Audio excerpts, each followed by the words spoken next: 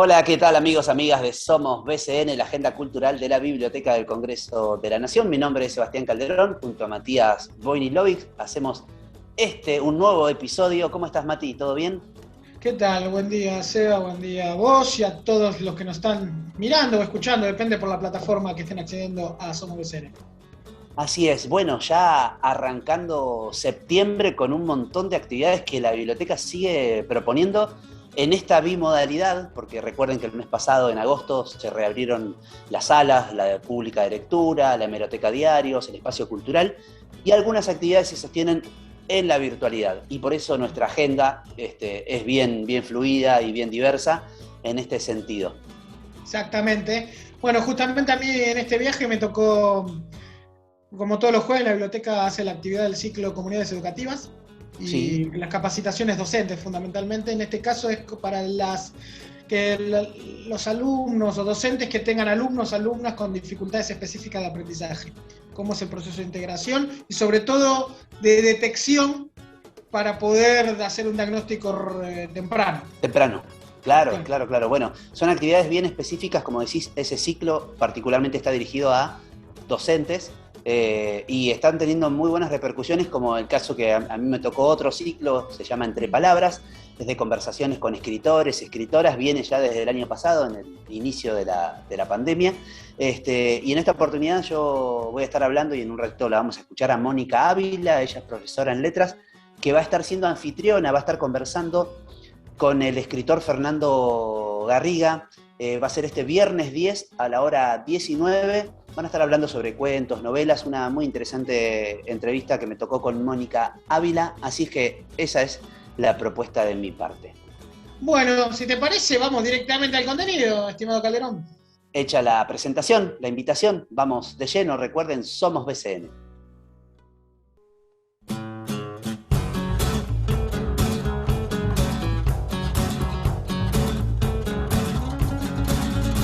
Muy bien, amigos, amigas de Somos BCN, la agenda cultural de la Biblioteca del Congreso de la Nación.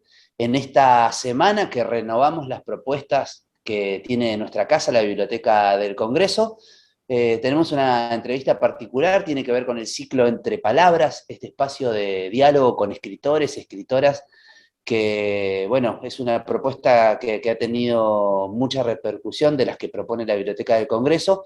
En este caso, este viernes 10 de septiembre a la hora 19, Mónica Ávila, nuestra invitada del día de hoy, va a estar conversando con el escritor Fernando Garriga.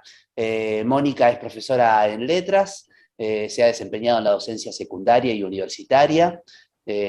También aquí tengo anotado y me informan desde la producción que coordina actividades literarias en la Subsecretaría de Cultura del municipio de Tigre y de talleres de escritura y lectura. Bueno, vamos a hablar un poquito sobre la actividad y sobre algunas cosas que hace Mónica. Bienvenida a Somos BCN, la agenda cultural de la biblioteca. ¿Cómo estás?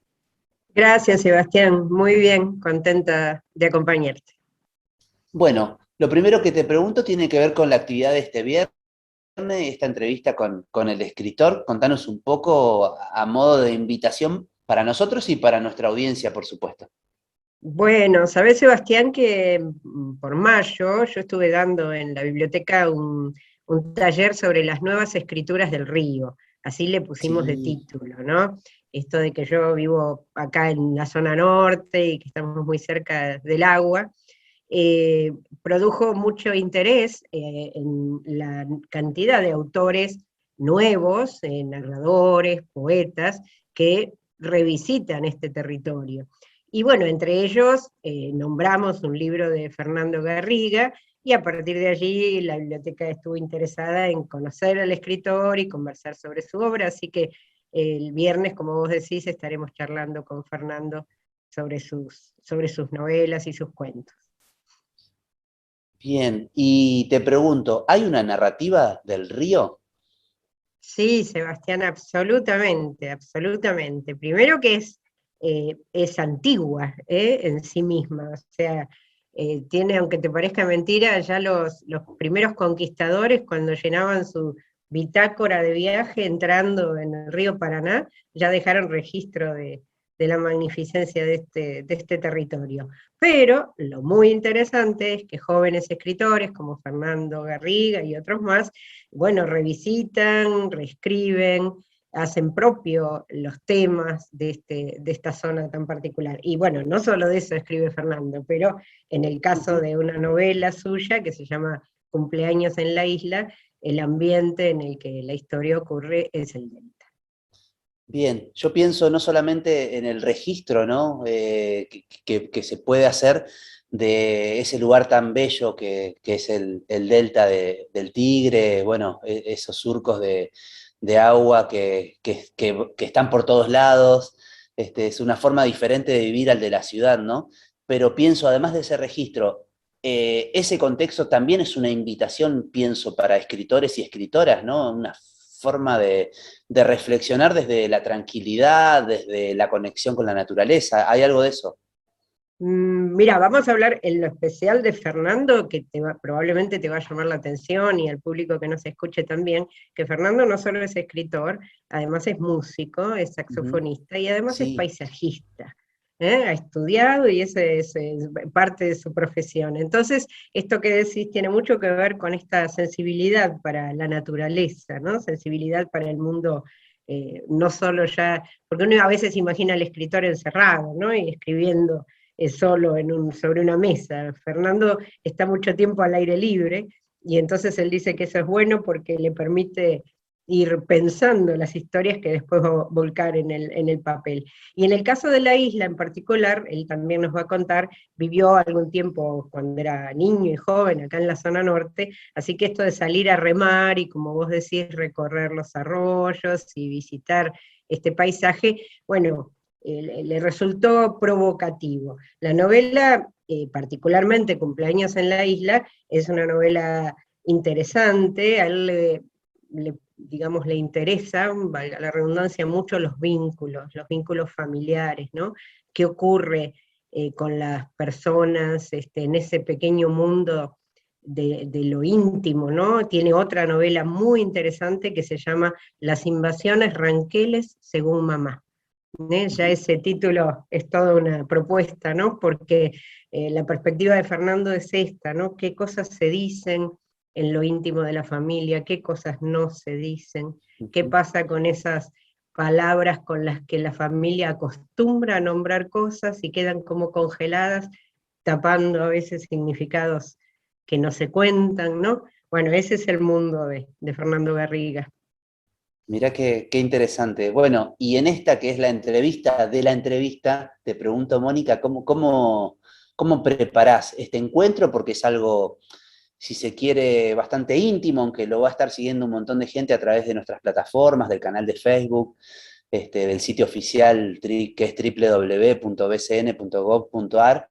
Digo, yo hace poco estuve invitado en otra charla con un escritor, también en el marco del ciclo Entre Palabras, y estuvimos con Laura ahí, que es una compañera de la Dirección de Gestión Cultural, como 2 semanas, enviándonos mensajes, fíjate esto, vos toma este eje, vos, bueno, en este caso vas a estar ahí, ¿cómo se hace la producción de este encuentro que va a ser este viernes?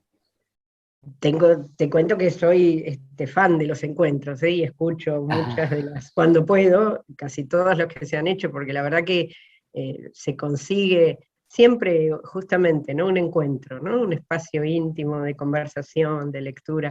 Bueno, yo tengo la suerte de conocerlo a Fernando, pero no personalmente, ¿viste?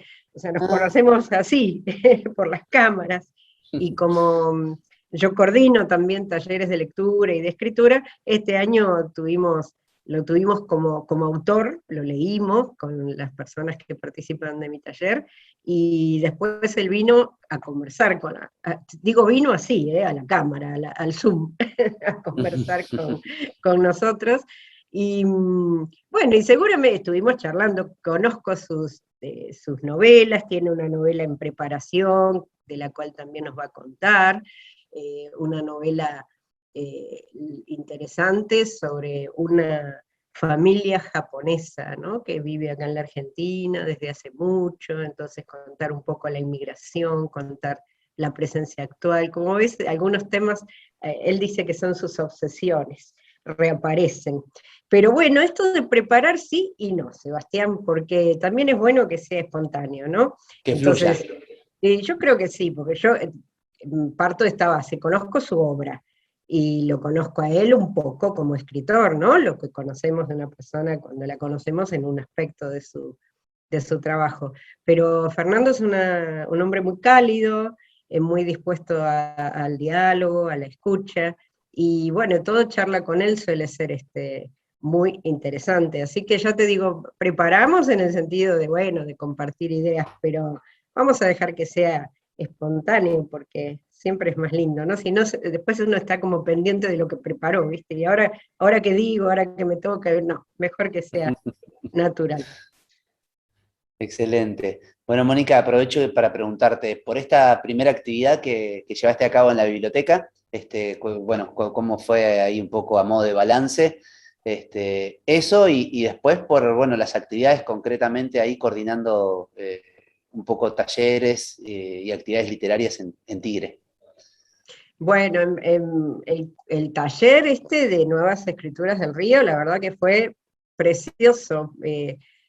Yo disfruté muchísimo y creo que a la par de los participantes, porque nos encontramos para recorrer este hilo que te digo empezó hace mucho, qué sé yo, Sarmiento, Marcos Sastre, imagínate, siguió con figuras como, no sé, Haroldo Conti, por nombrar a los más grandes, y sigue, que yo siempre digo que es muy interesante muchos autores jóvenes que llegan a la isla y es como si descubrieran la isla por primera vez, y sin querer están haciendo lo mismo que hizo Sarmiento, ¿viste? O sea, volver a sentir esa primera impresión y contarla como propia. Así que bueno, resultó muy bueno, lo disfruté yo mucho y creo que los participantes también. Trabajamos, además de ese contexto general, en 4 reuniones, 4 corpus, digamos así, de cuentos, utilizando cuentos que son de circulación libre, ¿no? Para poder realmente compartirlos sin vulnerar los derechos de autor.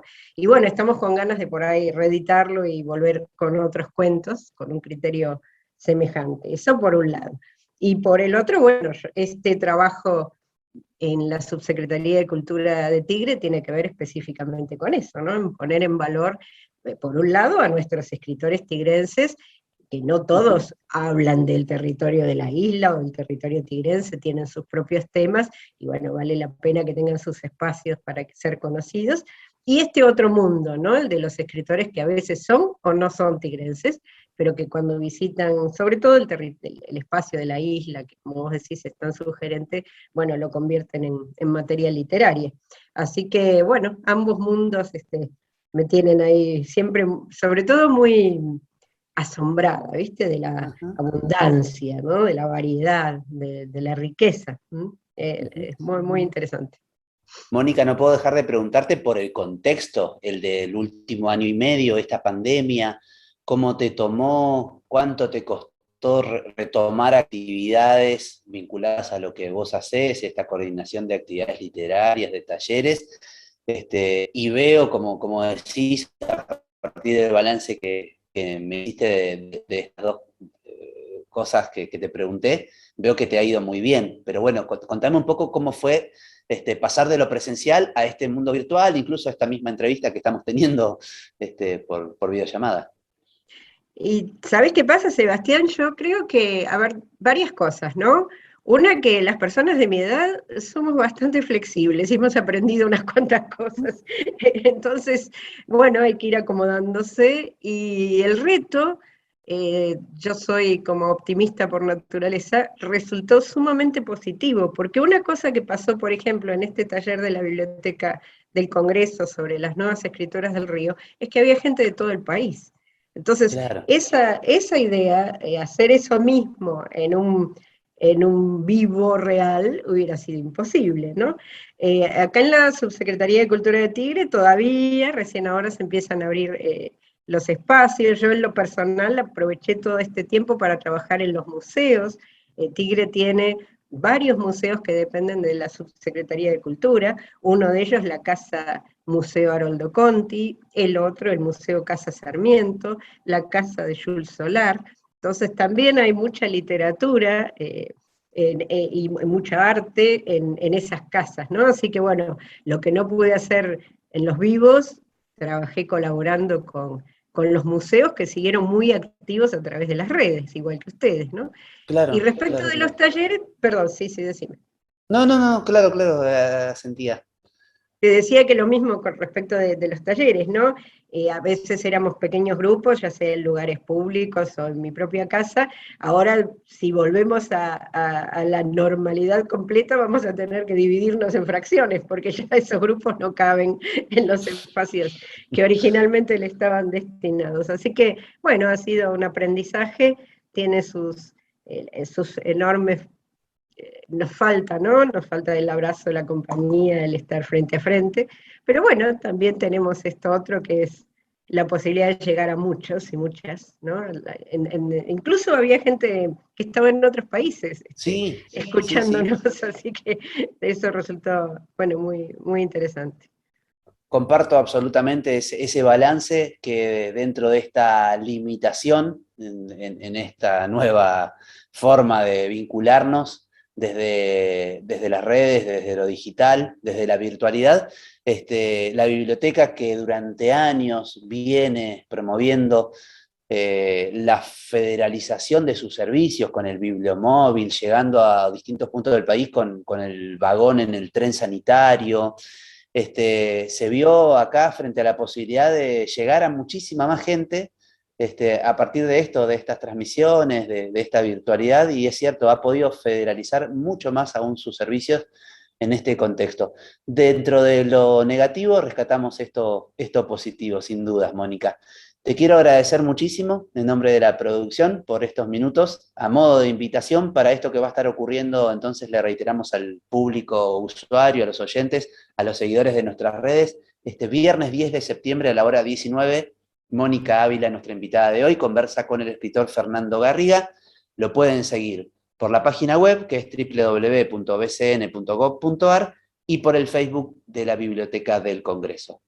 Mónica, una vez más, muchísimas gracias. Gracias a vos, Sebastián, y bueno, reitero la invitación, los esperamos para una preciosa charla seguramente, porque Fernando es un gran escritor y un gran conversador. Nos va a gustar a todos conversar con él.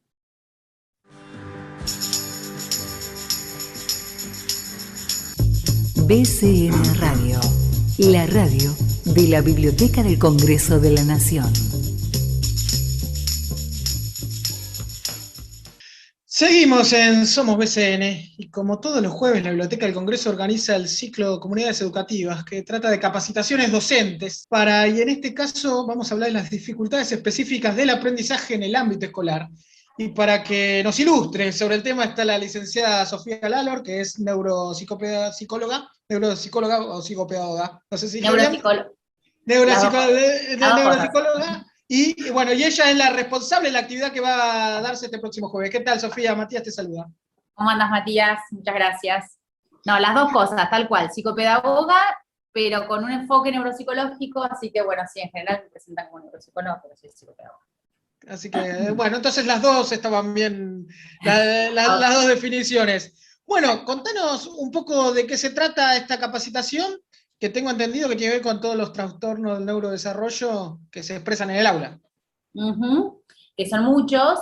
Sí, en realidad, digamos, es todo un mundo todo lo que tiene que ver con las dificultades de aprendizaje dentro del contexto escolar. Para uno que trabaja desde afuera es muy fácil mirarlos, buscarlos, encontrarlos y detectar, digamos, el funcionamiento normal, digamos, no normal, digamos, sino típico de estos perfiles, pero a veces quedan medio solapados en el contexto áulico, porque, digamos, por ahí son más sutiles, ¿no? Entonces el docente no siempre está con tiempo, con disponibilidad, con formación, etcétera, para poder detectarlos, pero es importante que sí lo pueda hacer por la importancia que tiene la detección precoz principalmente, ¿no? Y obviamente la comprensión un poco más acabada de la situación, ¿no? En una situación áulica que es en donde surgen, donde se manifiestan todas estas dificultades. Entonces la idea es poder explicar y poder dar herramientas bien concretas de cómo poder detectar estas dificultades cuando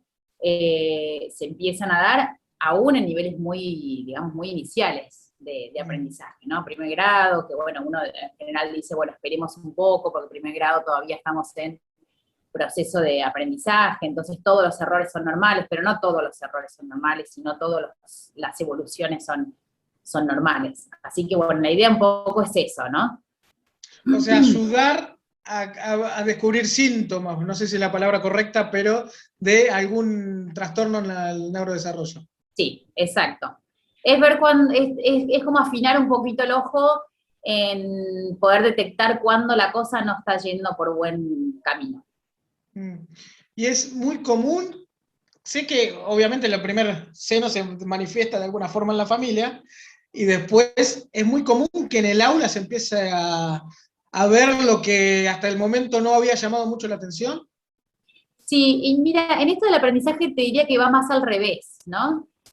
Vamos a liberar un poco a la familia de esto, porque en realidad es al revés. Ahora, bueno, una situación particular que, bueno, el año pasado todo se dio dentro de la familia, pero no es lo normal que sean los padres que consulten y el colegio que no se haya dado cuenta todavía. ¿Por qué? Porque lo que pasa es que es algo específico, o sea que en realidad lo que pasa es en eso puntual, no tiene que ver con otro dominio, o sea, el chico es un chico que funciona habitualmente en su vida cotidiana, tiene amigos, juega, va bien, entiende, se expresa, puede contar lo que hizo en el colegio, lo que sea. Pero lo sentás a leer y ahí ves que hay una brecha importante que, digamos, en sí mismo su funcionamiento es uno, pero cuando se sienta a leer está como muy interferido, y mismo con el resto de los chicos, de los pares, ¿no? Entonces, por eso es como, al ser algo tan específico, se da como en un ámbito bastante específico también. Que después esto, cuando uno va creciendo, o cuando uno, bueno, obviamente que lo mira bien, los padres también pueden detectar esto, ¿no? Que bueno, no está aprendiendo a leer como leen todos, estoy viendo que mi hijo más grande lo hizo más rápido, que los chiquitos lo escuché al compañerito leer y es un abismo. Pero se da principalmente en el colegio, porque uno enseña y la curva de aprendizaje es llamativa, ¿no? Es como que no, o es va y ven, y que de repente ves cosas y después las dejas de ver, o no avanza, ¿no? Eso en general. Y hablo de lectura porque es lo que uno más, en general está más habituado a ver, pero pasa lo mismo con el cálculo, ¿sí? La descalculia también, vendría a ser como la analogía, digamos, con la parte de lectura, ¿no? Como toda discapacidad tiene grados, digamos, los que son bien graves se notan fácilmente, pero hay las que son generalmente los más complicados, según tu experiencia. Hay muchos chicos, chicas no diagnosticadas con alguna dificultad de aprendizaje que en realidad solamente se interpreta como que no puede aprender o que no estudia, que no se esfuerza lo suficiente, etc. Muchísimas. Las más leves, digamos, uno las va compensando, ¿no? Como va compensando y aprendiendo a zafar algunas cosas, pero bueno, claramente hay una dificultad después cuando ya se complejiza un poco, ya no solamente es leer una palabra o hacer un cálculo simple, sino que ya necesitamos más que esa habilidad esté bien cristalizada, bien armada, bien construida para después poder hacer cosas más difíciles. Ahí empezamos a ver lo que antes pasó desapercibido, se empieza a ver un poquito más adelante y vemos que acá hay algo que no estuvo bien aprendido desde el primer momento. Sí, hay muchísimo no diagnosticado, muchísimo. Igual también, digamos, uno puede leer mal o digamos, tener dificultades en matemática por muchos factores. Cuando uno pide una evaluación, lo que se hace un poquito es limpiar esos factores y ver si estamos frente a algo específico, que eso requiere una intervención específica y está como fundamentado en un funcionamiento cerebral particular y específico, estudiado, que digamos no es que uno tiene que hacer una imagen del cerebro para hacer el diagnóstico, pero sí sabe que hay algo cerebral que está, digamos, haciendo que esto funcione así.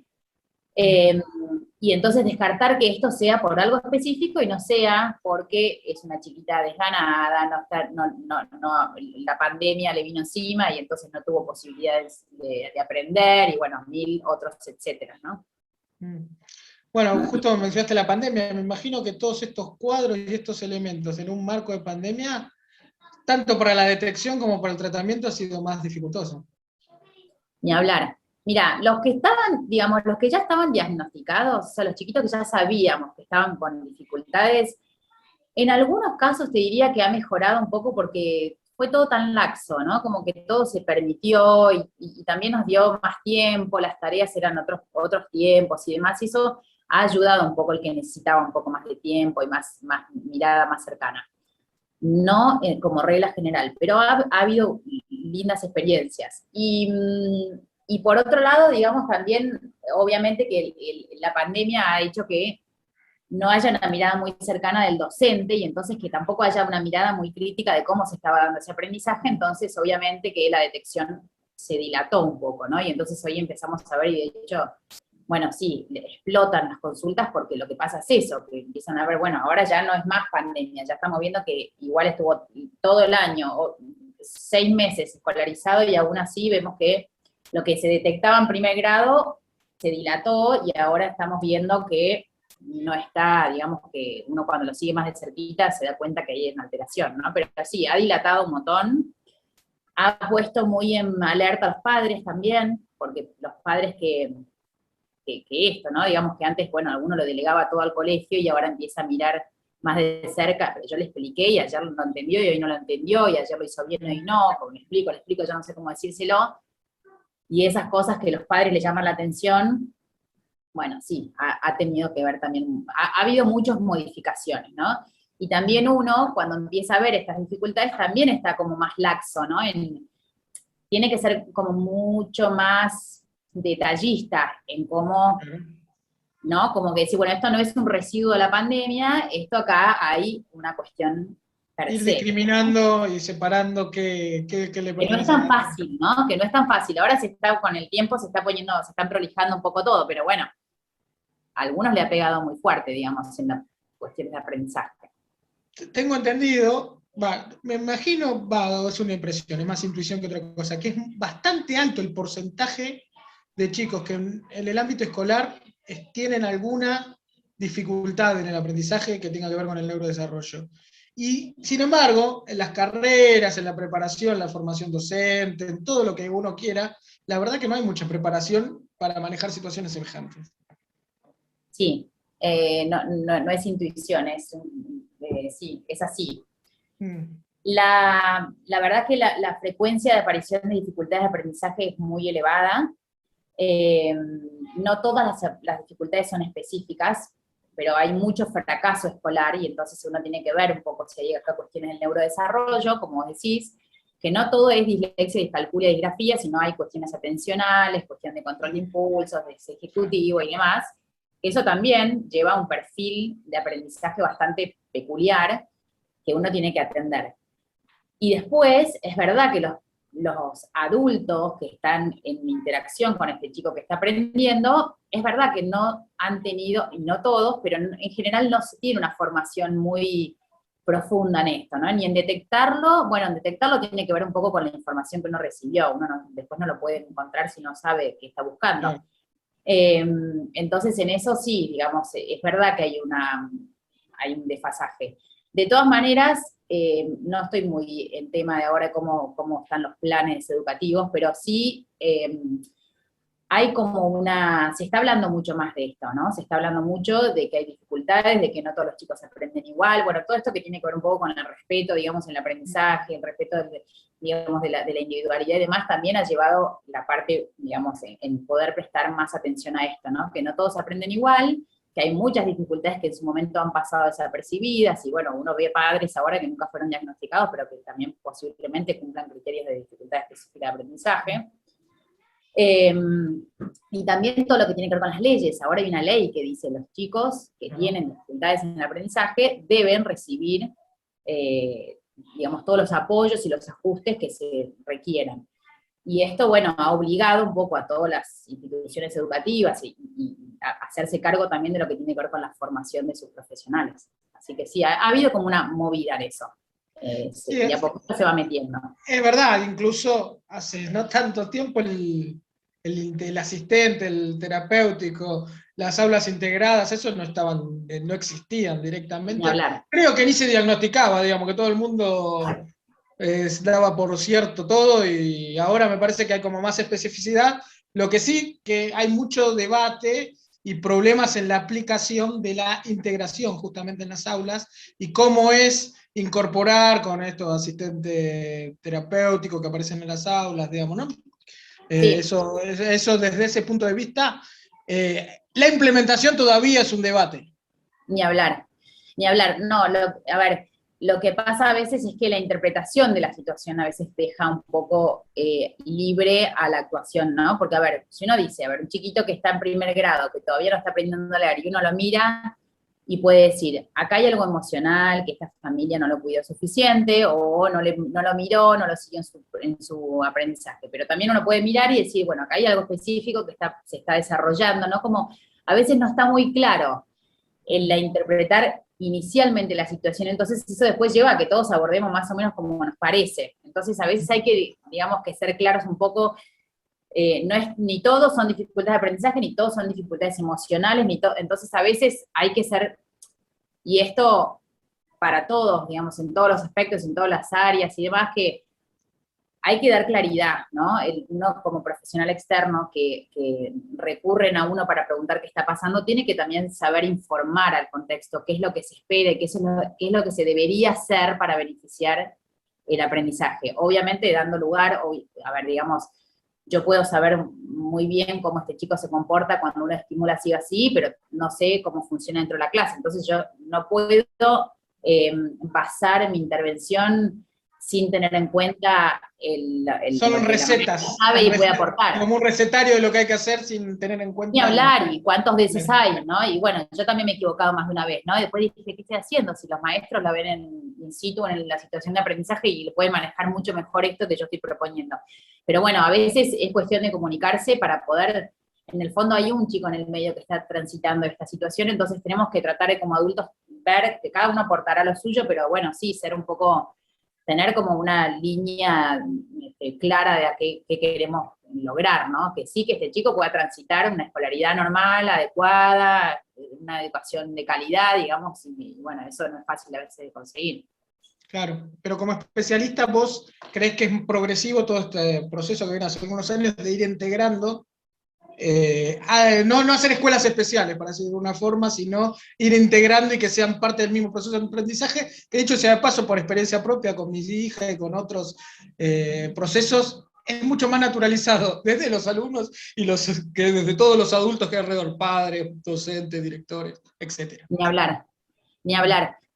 Sí, muchísimo. Hay algo, no sé qué vino primero y qué vino después, pero hay, digamos, hay toda una bajada también de lo que tiene que ver con la legislación, de qué es lo que se tiene que hacer cuando hay una dificultad en el aprendizaje, que generó y obligó, digamos, a las instituciones educativas a familiarizarse, a integrar, a no discutir algunas cuestiones que antes eran mucho más segregadas, ¿no? Como más excluyente. Cuando había una dificultad, bueno, perdón, en este colegio no puedes estar, ahora eso no existe, eso no pasa. Entonces sí, ha habido una movida grande que tiene su base, digamos, en toda la parte más bien de legal, digamos, ¿no? Que esto lo habilitó, pero bueno, ha generado también mucho cambio en todos los personajes, padres, niños y demás. Pero dentro de este cambio positivo, le han tirado a los docentes adentro del aula que arreglen todas las situaciones. Ya tener un curso es un mundo de individualidades que a su vez tenés que tratar de que sea lo más uniforme posible. Imagínense en estas situaciones, para eso sería este taller, para dar alguna pista por dónde poder salir de este brete. Exacto, no, la verdad que, a ver, yo creo que ya, digamos, se lo han sabido ganar, ¿no? El rol y el respeto como docentes, que ni hablar, que deben tener indiscutido. Pero bueno, el año pasado han quedado en evidencia la maravilla que hacen. La verdad es que los padres, nadie puede decir nada contra los docentes y con lo que hacen, ¿no? Pero la idea no es cargarlos de responsabilidades, sino que es darles más herramientas, porque muchas veces los docentes realmente lo están viendo, ¿sí? Ven que hay algo que no va y no saben bien para qué. Y actúan a su forma, con los conocimientos que tienen, actúan. Y cuánto más fácil es saber lo que uno tiene que hacer, porque, bueno, entonces uno lo que hace va a ser mucho más eficiente. Entonces enseguida se van a ver, digamos, como cambios más claros y más rápidos. Así que, nada, la idea, por supuesto, que no es para nada cargar de responsabilidades, sino realmente, nada, esclarecer un poquito a veces lo que está pasando en las clases, ¿no? Bueno, Sofía, esto va a ser transmitido por la página web de la biblioteca en directo y el Facebook de la Biblioteca del Congreso. Se va a transmitir a las 16 horas, el próximo jueves a las 9. ¿Y hay más allá de ser docentes o tener algo que ver con el medio educativo, hay algún requisito para participar, algo para leer, algo para hacer? ¿O simplemente No, conectarse? posiblemente que después surjan algunas consultas, y en eso sí, obviamente abierto a poder brindarles todas las herramientas que yo conozca, y si no ponerme a investigar, ¿no? Pero cualquier cosa que pueda ser de utilidad, sí, de lectura, ni hablar, eso no hay nada requisito previo, pero sí, obviamente que la intención sería que se puedan llevar después algo de consulta, de guía, ¿no? Así que sí. Claro, y para cerrar me parece importante afirmar esto que decías de, ante cualquier síntoma, duda, ir a un especialista para tener un diagnóstico, porque cuanto antes se detecta, más fácil es todo el proceso del tratamiento, me imagino. Exacto. Y sí también, y agrego en esto, que cuando uno consulta, digamos, es obligación, y esto hay que hacerlo también marcar, del profesional externo que se acerque al colegio y pueda dar realmente lineamientos de cómo, digamos, uno considera que puede beneficiar el proceso de aprendizaje. Entonces, digamos que también sea como exigir herramientas a los profesionales que están trabajando con sus alumnos, porque para eso, digamos, esto no se puede prescindir en un tratamiento, debería ser así. Bueno, Sofía, muchísimas gracias. ¿Quedó algo más por decir de la actividad? Creería que no, así que espero que, bueno, que realmente que lo disfruten. Bueno, muchísimas gracias. Pasó Sofía Lalor, que va a ser una taller virtual que tiene que ver con las dificultades específicas de aprendizaje en el ámbito escolar, tiene que ver con el ciclo de Comunidades Educativas y Capacitaciones Docentes de la Biblioteca del Congreso de la Nación.